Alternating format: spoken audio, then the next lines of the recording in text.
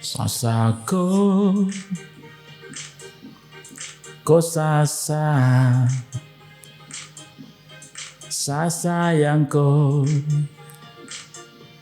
ko sayang saya. Kita membangun persahabatan, dunia penuh kedamaian.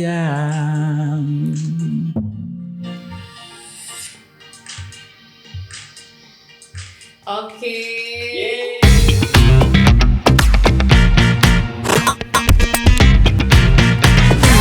Beda sekali.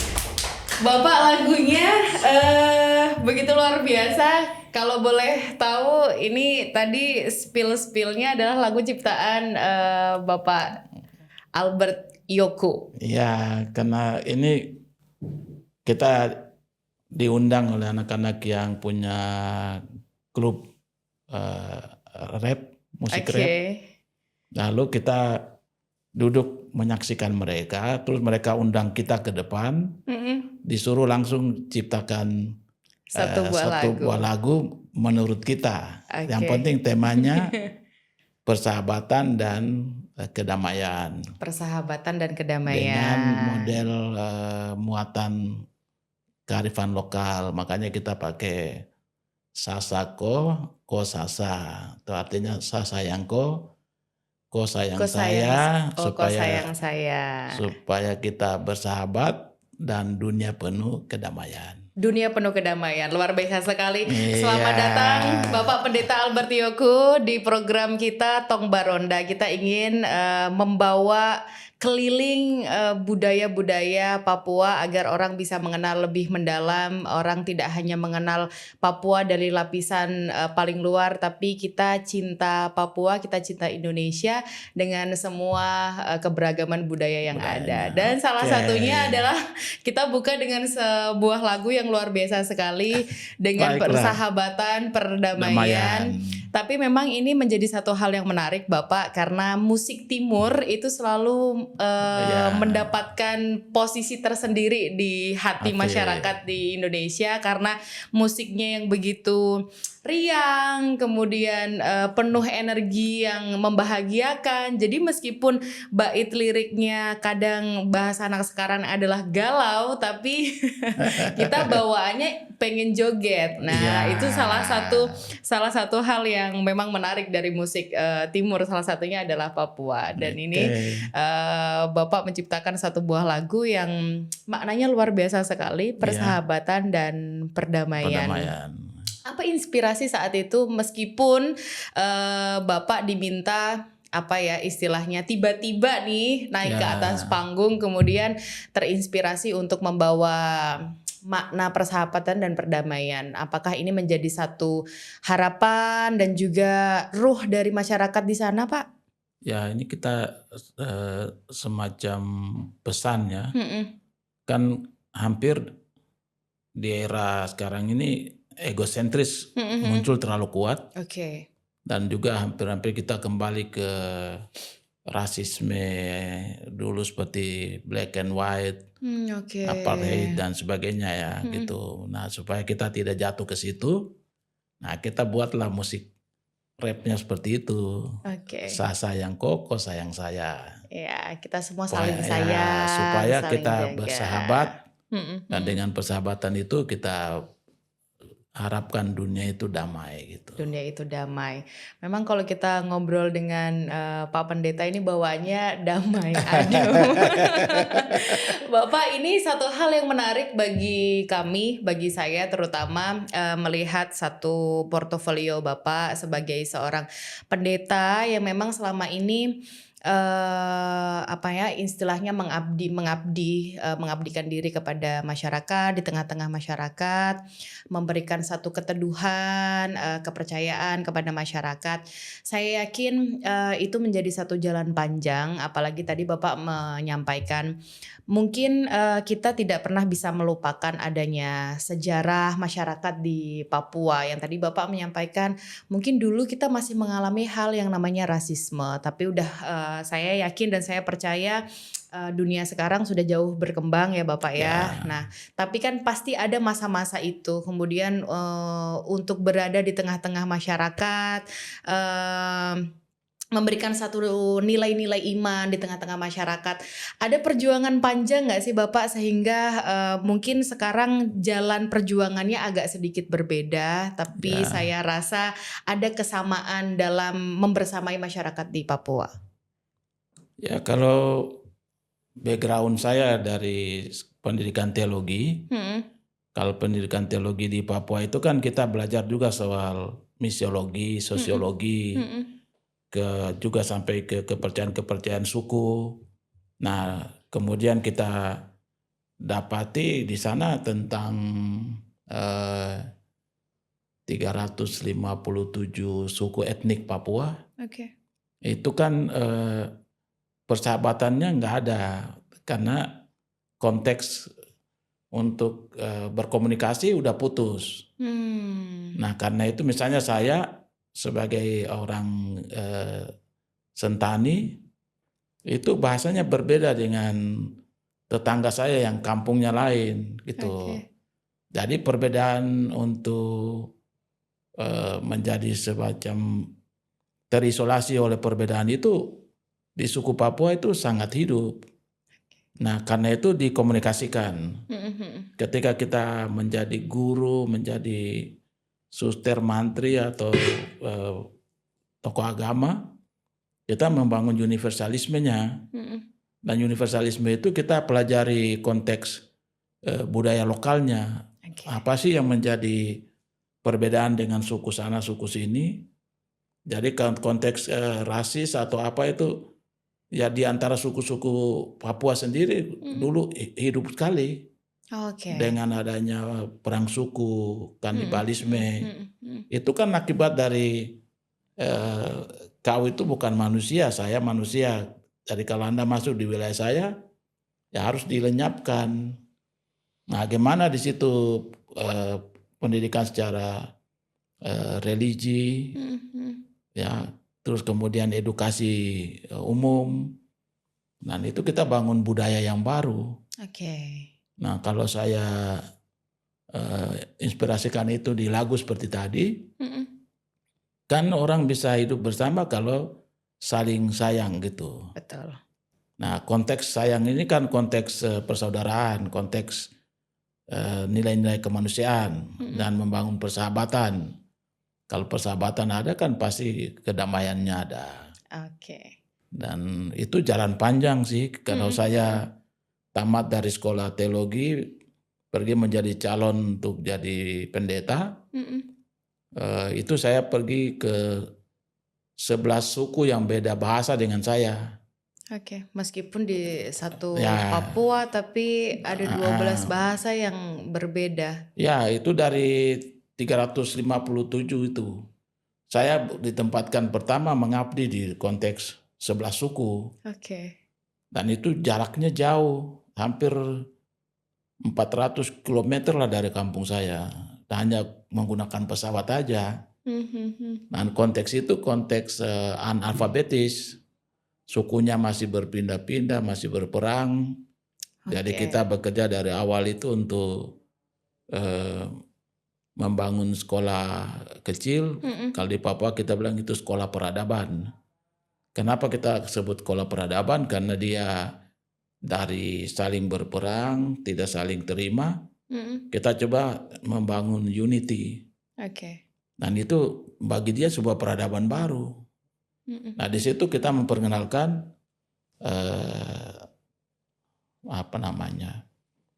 baca, tulis, hitung.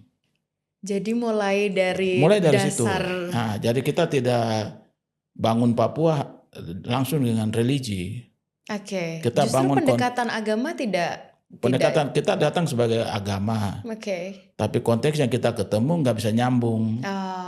Akhirnya harus menggunakan cara lain harus untuk masuk memberikan pendekatan ke masyarakat. Pendekatan pendidikan.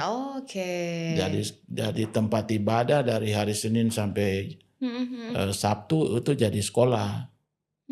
Minggunya dipakai untuk ibadah. Minggunya untuk ibadah. Nah gitulah kira-kira awalnya. Oke. Kita mungkin masyarakat yang berangkat dari satu wilayah kecil ya Bapak ya, Ya, pasti begitu merasakan, saya kira juga tidak hanya teman-teman kita di Papua, yang mungkin juga merasakan bagaimana sih kita tidak bisa terfasilitasi dengan baik, misalkan soal pendidikan, kemudian ya, fasilitas-fasilitas umum yang lainnya. Tapi jadi saya cukup membayangkan ketika perjuangan saat itu masuk ke dalam satu wilayah masyarakat ya, yang kulturnya sangat berbeda, kemudian penerimaannya terhadap informasi, kemudian akses dan lain sebagainya mungkin di saat di zaman itu masih sangat terbatas. Jadi mungkin perjuangannya juga sangat luar biasa seorang ya, Bapak Albert. ya. Jadi memang itu benar ya. Artinya Mm-mm. keterisolasian itu membutuhkan alternatif Yes. gitu. Dan waktu itu kita memikirkannya Mm-mm. dengan cara kalau belum ada jalan Mm-mm. itu kita membangun lapangan terbang disebut lapangan terbang perintis. Nah itu kita kerjanya bisa setahun karena itu manual kita Hanya untuk membuat satu lapangan lapangan terbang supaya bisa didarati oleh Cessna Mm-mm. untuk bawa perubahan lah gitu supaya Mm-mm. bisa datang guru, suster, mantri, pegawai pemerintah. Jadi kita mengerjakannya Oke. gitu. Bapak, tapi kita mungkin boleh jujur sekarang melihat Papua, mungkin kalau dibandingkan dengan perjuangan Bapak di awal kan tentu sudah terlihat bedanya soal akses, kemudian Ya, bagaimana ekonomi, pemerataan ekonomi di sana dan lain sebagainya mungkin sudah jauh berbeda. Tapi kita boleh jujur mengatakan apakah perubahan itu sekarang sudah sangat signifikan ataukah masih banyak hal yang harus diselesaikan? Apalagi kan melihat daerah-daerah khusus yang memang butuh penanganan ekstra dari pemerintah. Ini kan kita bicaranya soal bagaimana sih kita memberikan satu afirmasi, dorongan kepada masyarakat di sana untuk tumbuh gitu. Tapi di sisi lain, kalau kita boleh jujur Bapak, apakah segala hal yang ingin dilakukan oleh pemerintah menangani Papua ini sudah jauh berbedakah atau hal-hal yang kita saksikan selama ini soal akses yang masih susah, kemudian masyarakat mendapat pendidikan juga masih dianggap kurang layak dan lain sebagainya, apakah hal itu masih menjadi potret yang gamblang kita lihat di Papua? ya saya pikir pertumbuhan perubahan itu udah jauh ya. Artinya Mm-mm. kalau saya mulai kerja dari 1988, Dari 1988. itu kan jauh sekali. Mm-mm. Nah, kalau sekarang hampir Kominfo waktu lalu sudah Mm-mm. bangun BTS, Oke, tower. terus ada Visat. Mm-mm. Jadi dulu tempat yang saya kerja yang komunikasinya hanya pakai radio kodan yang itu. Oke. Tindis kita ngomong lepas supaya bisa dengar. Oke. Itu kan dulu kita menggunakan Iya, itu. iya, Nah iya, sekarang iya. udah bisa Sudah HP-HP-an pakai di sana. Nah, itu kan udah perkembangan. handphone. Iya, iya, iya. Kemudian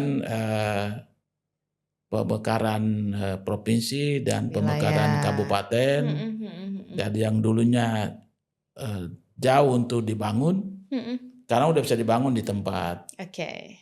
Kemudian dengan peran adanya dana otonomi khusus, Betul.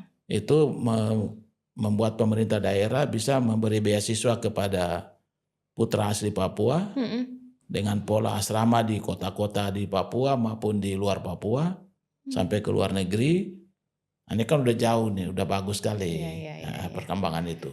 Tapi memang PR-nya harus diakui juga masih banyak ya Bapak ya. Ya PR-nya itu ketika kita mengeluarkan putra-putri generasi muda yang harusnya Mm-mm. memacu pembangunan di daerah itu dikeluarkan Mm-mm. karena pendidikan menengah dan perguruan tinggi tidak ada di situ. Mm-mm.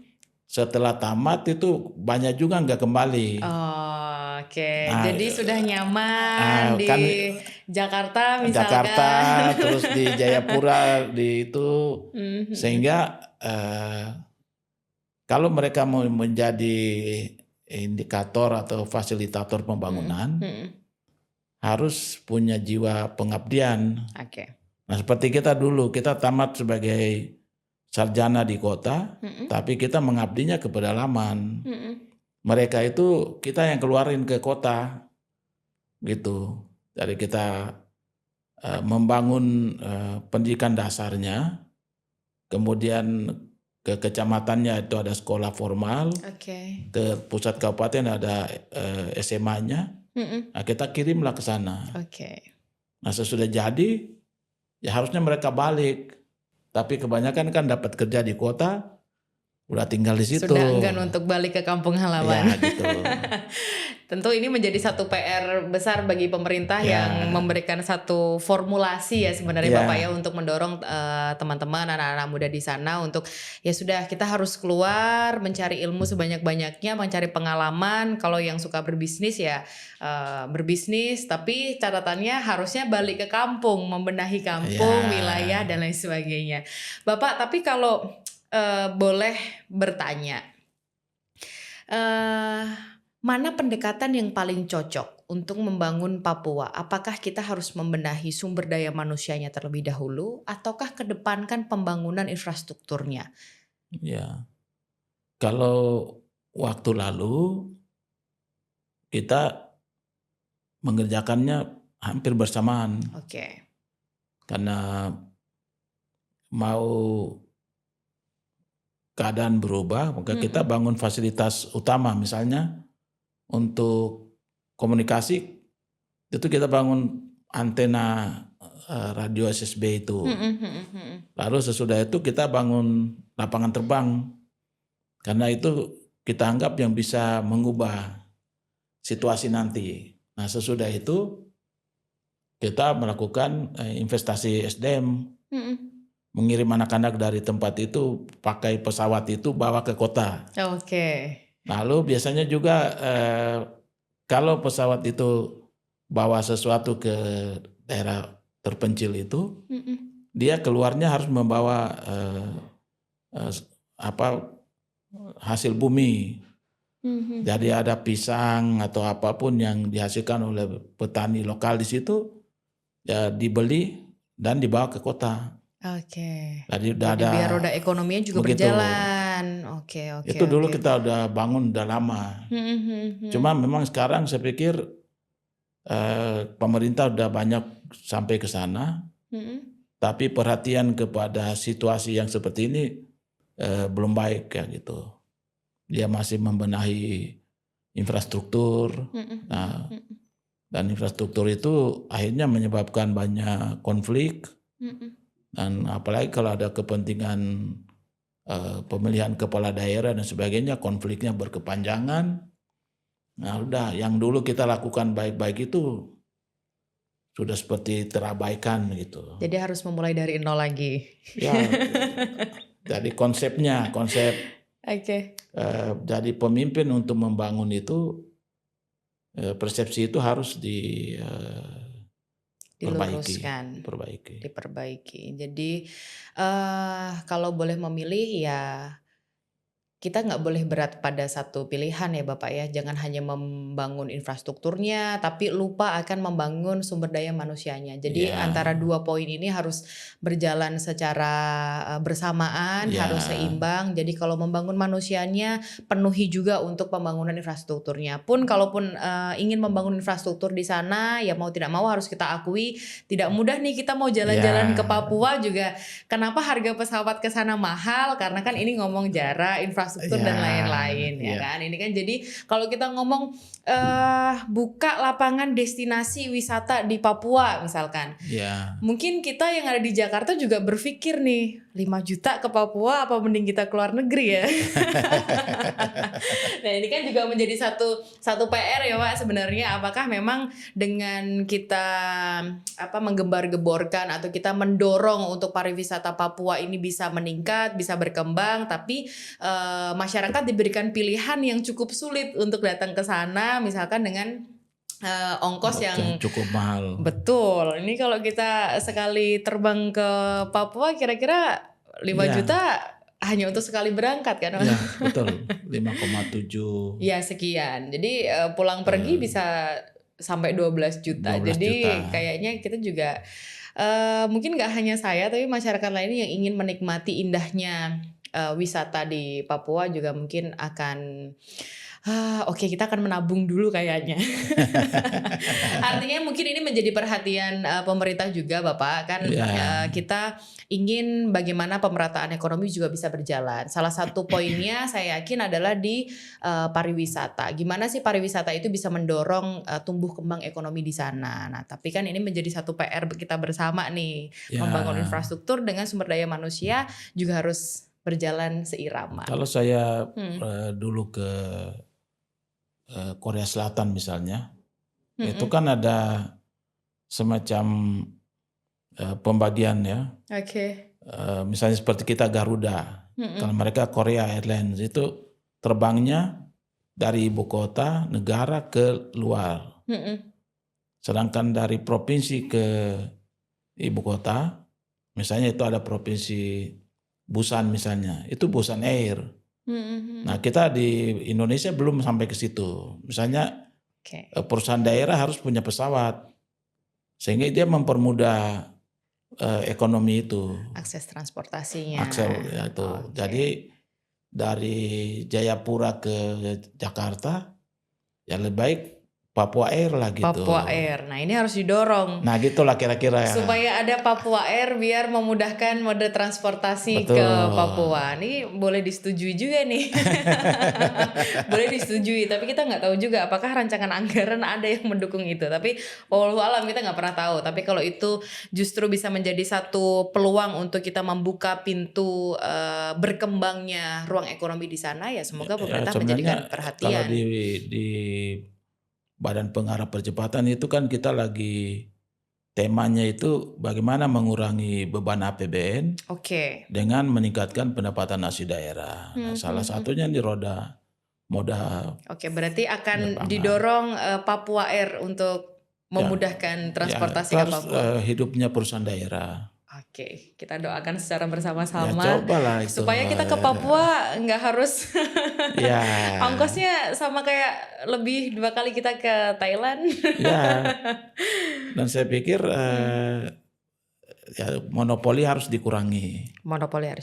Ya, gitu. Saya sepakat. Supaya daerah juga bisa bertumbuh. Apalagi anak Papua sudah banyak juga belajar jadi pilot. Itu kan bisa itu. Kita aminkan secara bersama-sama karena saya yakin itu satu gagasan yang baik untuk kita dukung. Ya mungkin kalau tidak membuat Papua Air mungkin ada perhatian khusus lah mungkin untuk mungkin biasanya ada diskon dan lain sebagainya bisa didorong oleh pemerintah. Bapak, kita bicara soal ekonomi tadi. Saya ingin membahas salah satu berkaitan dengan ekonomi adalah budaya. Ini kan satu hal yang saling-saling di antara kedua hal ini. Kita ngomong Papua tentu lekat dengan budaya yang begitu luar biasa.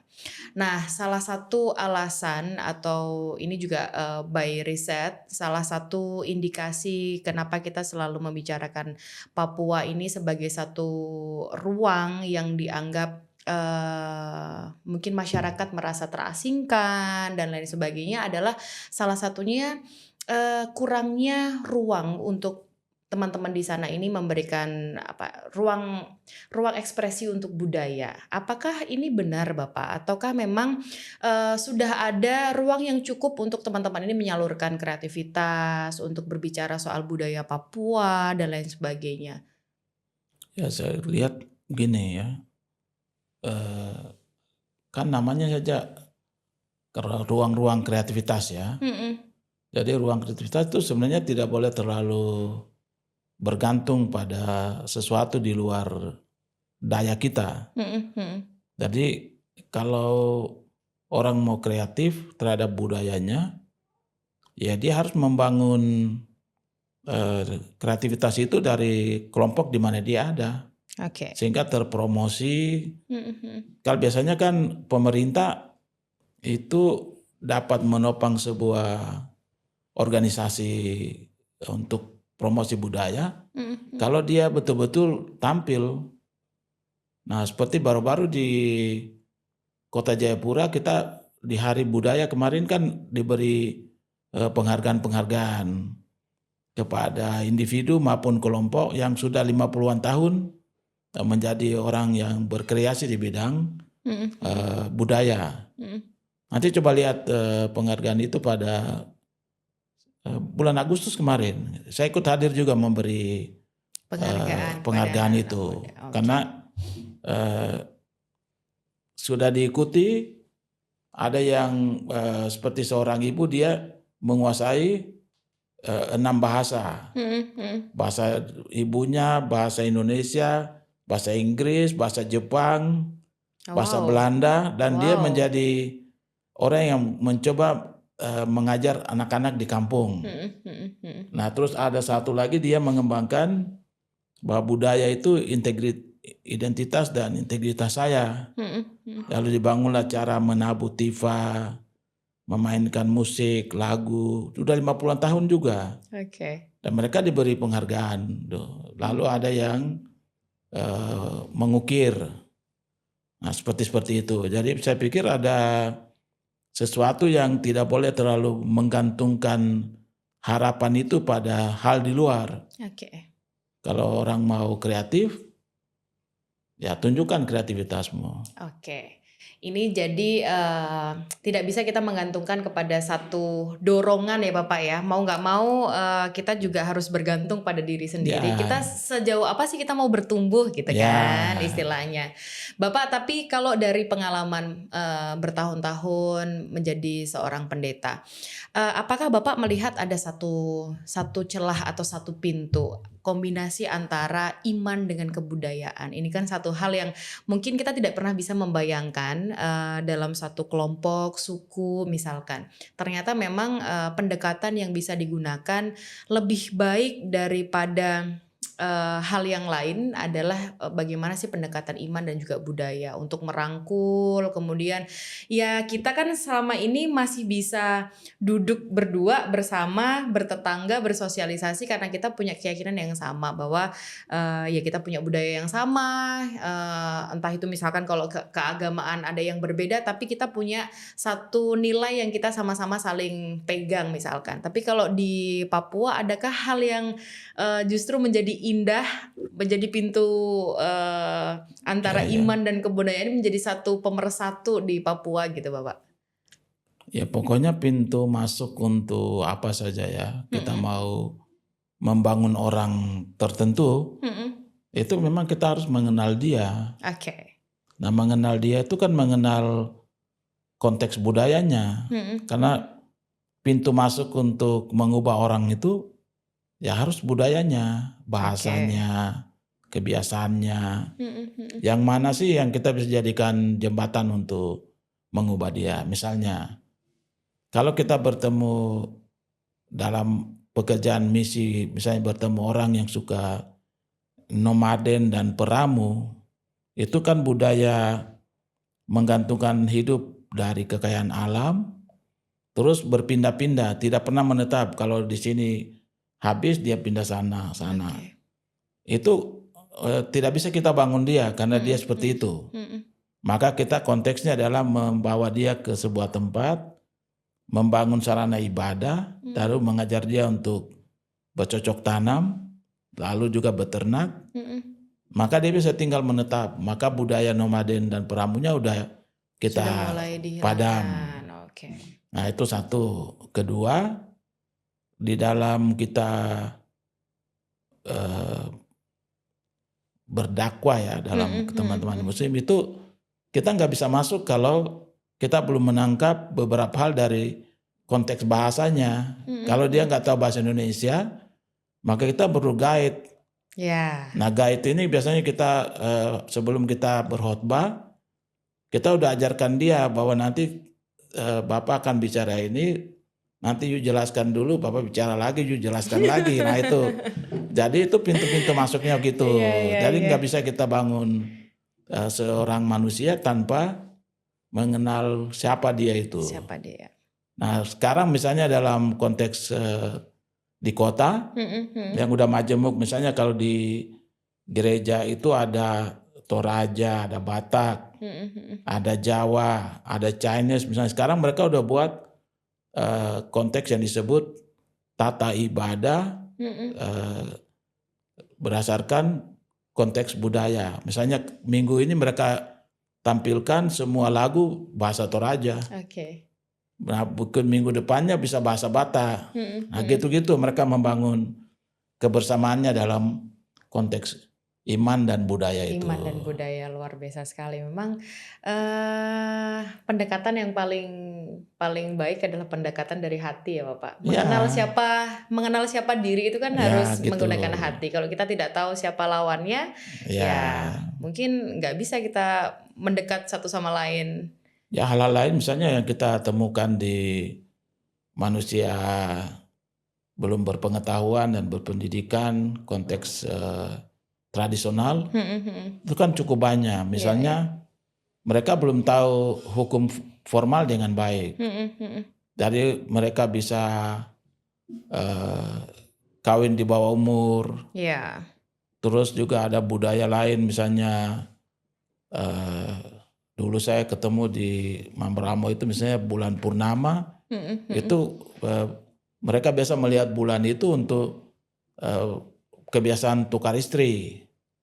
Nah itu kan, itu. Jadi kita berdakwah sambil memberi perhatian kepada konteks apa yang tidak cocok.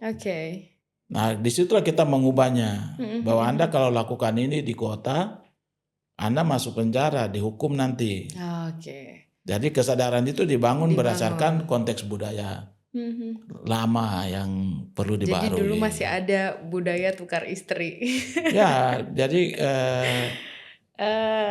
kita agak shock Bapak, jujur. Betul, tapi kan itu begini, kalau masyarakat primitif, apa saja kan belum beradab. Ya. Makan manusia juga gitu. Jadi itu namanya konteks belum beradab. Atau ya orang kata kalau kita lagi masuk konteks seperti orang bilang kau ini biadab kau ya gitu kan gitu. Jadi antara berarti kalau orang yang ngomong masyarakat Indonesia tolol lah itu bisa dikasih kesimpulan. Berarti manusianya masih primitif. Nah, jadi kita harus mendekati pembangunan kepada seseorang. Ya kita harus tahu konteks dia. Betul. Apa gitu. Bapak, memang kalau kita ngomong budaya ini sangat seru ya, karena kan kita dari budaya, dari sejarah kita belajar. Yang paling mahal dari sebuah perjalanan panjang kehidupan itu kan pengalaman sebenarnya. Jadi dari pengalaman itu mungkin kita tidak bisa merasakan bangsa Indonesia yang kita tinggali saat ini dengan berbagai modernitas, kemajuan, bahkan bukan hanya kemajuan soal infrastruktur, tapi juga kemajuan cara berpikir, cara kita menjalankan pemerintahan, cara kita bersosialisasi, berkehidupan, dan lain sebagainya. Tentu kan ini menjadi satu jalan panjang. Satu hal yang ini saya tanyakan Bapak, ini kan Bapak Albert ini sekarang juga sebagai seorang pemegang, kita nggak ngomong pemegang kebijakan ya, tapi salah satu yang berada di sektor pemerintahan yang punya tanggung jawab untuk memberikan satu percepatan pembangunan di wilayah Papua. Dari perjalanan panjang yang tadi kita bahas, Bapak mulai dari menjadi seorang pendeta, merubah mindset berpikir masyarakat, dari yang tadi dikatakan mungkin budaya lama masih terbawa. Nah ini kan sampai sekarang yang saya yakin dan saya percaya pemerintah sudah memberikan satu perhatian yang luar biasa untuk percepatan pembangunan daerah-daerah tertinggal di Indonesia. Salah satunya adalah Papua. Apa sih goals terbesar yang mungkin harus mau tidak mau harus tercapai untuk masyarakat di Papua? Ya pokoknya yang namanya pembangunan itu kan tidak pernah berakhir ya. Jadi kita sekarang fokus di Papua itu dalam undang-undang otonomi khusus. Ini kan kebijakan afirmatif atau sebuah kebijakan yang perhatian terpaksa atau berlebih yang diberi oleh pemerintah untuk memajukan sesuatu. Nah, untuk itu bidang yang ditangani ini menyangkut Papua Sehat. Nah, Papua Sehat ini menyangkut bukan tersedianya rumah sakit aja, tapi bagaimana berperilaku sehat. Nah, seperti itu. Jadi soal gizi, soal stunting, soal harapan hidup, Angka harapan hidup. Ini kan semua diberi perhatian. Dan di percepatan itu kita punya bis lane seperti itu untuk diturunkan atau dinaikkan yang mana. Nah, kita bekerja dalam percepatan itu dengan progresnya diarahkan ke situ. Sehingga baik rencana keuangan, rencana program daerah harus bermuatan seperti itu. Lalu yang kedua misalnya di otonomi khusus ini ada 4 program besar yang dikerjakan. Papua Sehat, Papua Cerdas, Papua Produktif, dan Papua Damai. Nah, 4 muatan penuh nilai yang luar biasa. Ada damai, produktivitas, sehat. Artinya ini kan program-program yang juga diselaraskan oleh pemerintah pusat, yang ingin dibangun oleh pemerintah pusat. Ada beberapa program yang memang ini PR-nya luar biasa Bapak. Yang kita bangun ini adalah manusia. Mulai dari makan bergizi gratis, kemudian sekolah rakyat, kemudian ada koperasi desa merah putih, dan juga program kesehatan yang memang Pak Prabowo begitu concern di sana. Ini PR yang saya juga sepakat, ini PR yang tidak mudah Bapak. Apalagi untuk di daerah khusus misalkan di Papua. Sejauh ini bagaimana penerimaan di masyarakat Bapak? Apakah sama mungkin ya kita berjalan dengan stepping yang luar biasa untuk merubah, lagi-lagi ini kita berusaha untuk merubah mindset. Ini kan ada satu gap yang sangat berbeda dari membangun infrastruktur ke membangun masyarakat. Mungkin kita nggak bisa mendapatkan hasil 1-2 bulan ke depan, tapi mungkin kita akan memanen ini 5 tahun, 10 tahun ke depan. Ada tantangan tersendiri untuk menyelaraskan program atau memberikan penetrasi program ini ke masyarakat Papua, Bapak? Ya, saya pikir Presiden sudah sangat tepat ya. Karena ya kita analogikan soal pemerintah daerah itu seperti sebuah keluarga gitu. Jadi dengan adanya program makanan bergizi, hanya sekarang kita tahu bahwa pemerintah daerah itu tidak menyediakan pangan untuk masyarakatnya. Contoh misalnya ya, Dinas Pertanian, Perikanan, Peternakan, Perkebunan yang bertahun-tahun punya DIPA ya daftar isian proyek anggaran itu kan dengan adanya makanan bergizi, kita mau cari dapur itu kan satu dapur minimal 1.000, ya maksimal bisa 4.000 yang diberi makan. Telur tidak ada di situ. Nah, hampir dari 42 kabupaten kota di 6 provinsi di Papua itu, pemerintah gagal di bidang itu. Sehingga sekarang dengan adanya MBG itu harus menumbuhkan entrepreneur baru, di mana anak-anak muda yang seperti waktu saya jelaskan di Rangunan itu, untuk menjadi entrepreneur baru. Gimana di kabupatennya itu harus tersedia kandang ayam. Sebab ini pemerintahnya melalui Dinas Peternakan ya tidak mendorong tumbuhnya usaha-usaha produktif ini.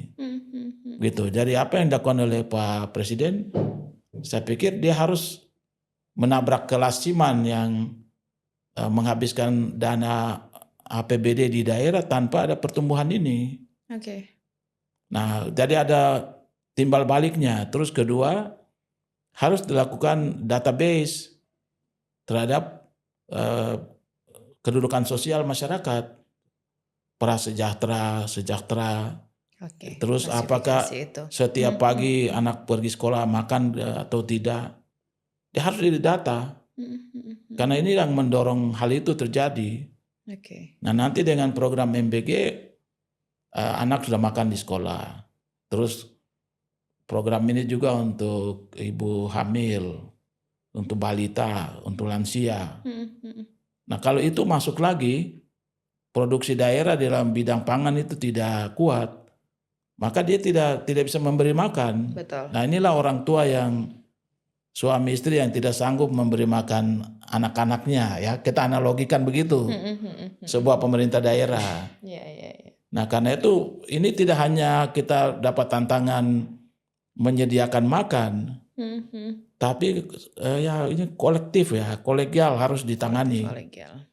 Dari sistem manajemen pemerintah sampai kepada tersedianya semua hal, baik data manusianya maupun kemampuan daerah dalam soal ketersediaan pangan. Nah, jadi saya pikir apa yang dilakukan oleh Pak Presiden, ya seperti kami di sana udah jalan, walaupun baru sekitar di setiap kabupaten baru 3 dapur, ada yang di Kota Jayapura misalnya itu sudah hampir 15-an sampai 20 dapur sudah ada. Kemudian sekolah rakyat juga sudah dibuka. Rakyat, betul. Karena sekolah rakyat ini kan sekolah yang diperuntukkan bagi keluarga yang pendapatan per kapitanya 1 bulan 500.000 ke bawah. Nah, mereka ini yang bisa masuk. Nah, sedangkan yang pensiunan nggak boleh. Pensiunan TNI, Polri, pendeta itu nggak boleh, itu penghasilannya ada. Nah, karena itu ini juga satu program yang baik di mana anak-anak dari, ya bisa kita katakan ini keluarga penganggur sebenarnya. Nah, berarti masalah sosial akan teratasi. Nah, kita hadapi di Papua itu soal menyangkut lokasi pembangunannya, ketersediaan tuh lahan, tapi juga kita menghadapi pengorganisasiannya.